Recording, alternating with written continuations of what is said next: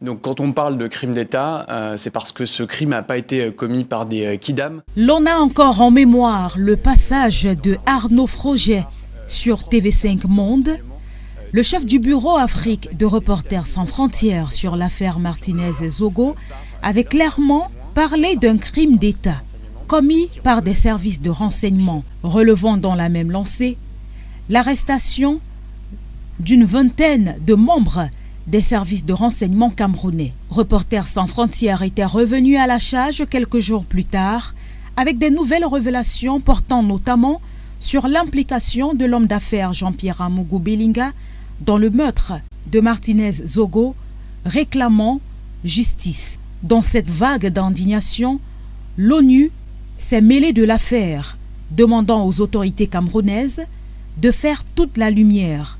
Amnesty International avait exigé du gouvernement camerounais l'ouverture d'une enquête impartiale et efficace, tout comme Human Rights Watch. Martinez-Zogo avait été enlevé mardi dernier par des hommes non identifiés devant ce poste de gendarmerie. Alors il dénonçait notamment les détournements de fonds et la corruption présumée de certains pontes du régime. Le Monde écrit « Mort d'un journaliste dans des circonstances troubles, accusation d'assassinat ». Ouest France, un journaliste disparu, retrouvé mort. Jeune Afrique, qui en voulait au journaliste Martinez-Zogo? Le Parisien, le célèbre journaliste Martinez-Zogo, d'abord porté disparu, a été retrouvé mort.